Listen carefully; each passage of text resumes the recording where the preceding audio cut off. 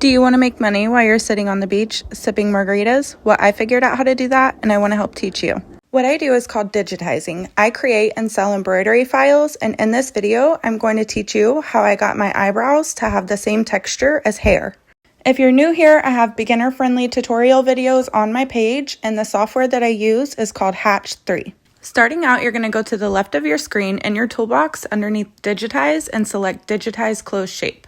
This is going to create a fill stitch. If you don't know how to do this, again, I have videos on my page for beginners. Now you want to go over to your design and start digitizing your eyebrow.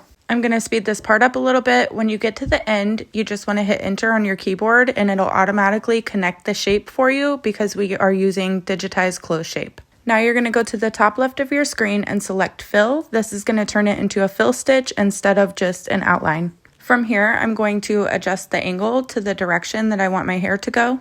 Now you're going to go to the right of your screen underneath Object Properties and adjust the spacing of your fill stitch.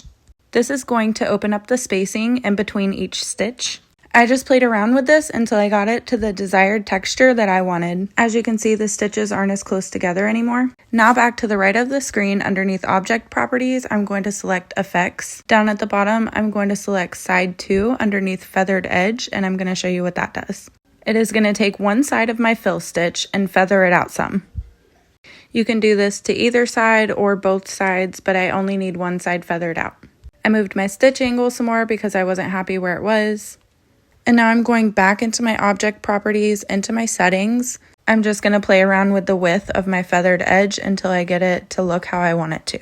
This is definitely one of my more advanced tutorial videos, so if anything looks confusing, don't overthink it. It took me a long time to learn all of this. When I first started digitizing, I didn't even want to mess with any of the settings. I was so scared I was going to mess something up, but once you get more comfortable with the basics of digitizing, you'll start playing with the settings too.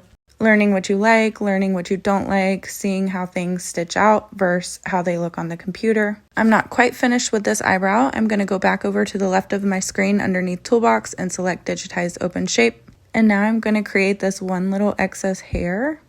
Here I'm just moving it around, getting it to where I want it to be. In my opinion, this made it look more realistic. And for the other eyebrow, it's the same process. Back to the left of the screen, Digitize Closed Shape. Really quickly, I'm going to digitize this other eyebrow. Back to the top left of your screen, change it from outline to fill. That's going to fill your closed shape in again. Here I'm just adjusting the spacing in between my fill stitch. This one's actually a little more noticeable. You can see what I mean by the spacing in between the stitches. Now back to the right of my screen to create my feathered edge. And same thing as before, just adjusting the length on it. Now for the last little straggler hair, we're going to go back over to the toolbox underneath Digitize Open Shape and create that one last piece. Now this is what my eyebrows look like on the screen, and this is what they look like after I stitched it out. If you have any questions, you can leave it in the comments. If digitizing is something you may be interested in, don't forget to give me a follow and let's go make that money.